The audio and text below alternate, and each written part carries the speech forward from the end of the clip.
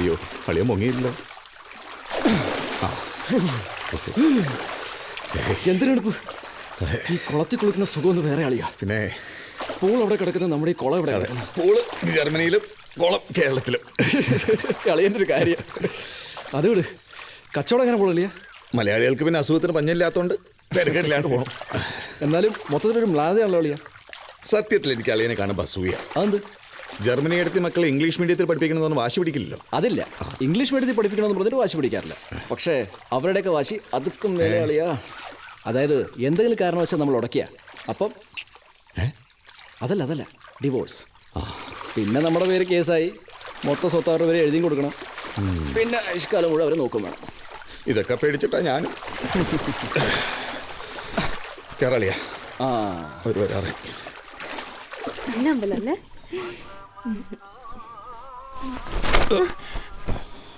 കുളി കഴിഞ്ഞില്ലേ? കഴിഞ്ഞു. വരുന്നില്ലേ? വരേ. അരവിന്ദേട്ടൻ എപ്പോഴും ഇങ്ങനെയാ.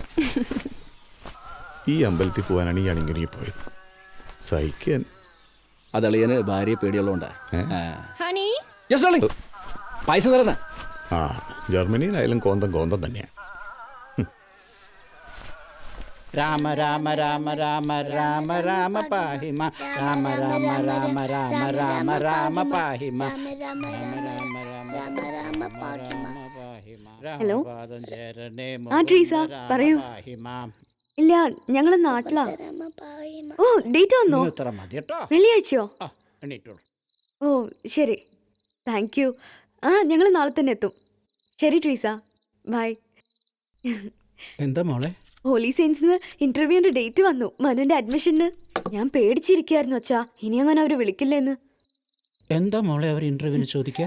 അമ്മയുടെ ക്വാളിഫിക്കേഷൻ എന്താ, അച്ഛന്റെ വരുമാനം എന്താ, മോനെ എന്തിനാ ഈ സ്കൂളിൽ തന്നെ ചേർക്കുന്നേ, അങ്ങനെ കൊറേ ഉണ്ടെന്നേ. എന്ത് ചോദിക്കുന്നു പറയാൻ പറ്റില്ല അച്ഛാ, എന്ത് വേണമെങ്കിലും ചോദിക്കും. അരവിന്ദേട്ടാ, നമുക്ക് നാളെ തന്നെ പോണം. വാ മോനെ.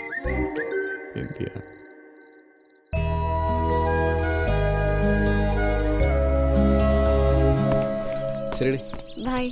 ശരി ഏട്ടാ.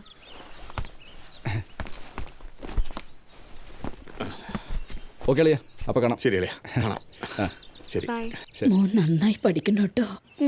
അമ്മ പറയുന്നതൊക്കെ കേൾക്കണം. ഇനി എന്നാ അമ്മൂമ്മയെ കാണാൻ വരിക? ഞാൻ ഓടി വരും അമ്മൂമ്മേ.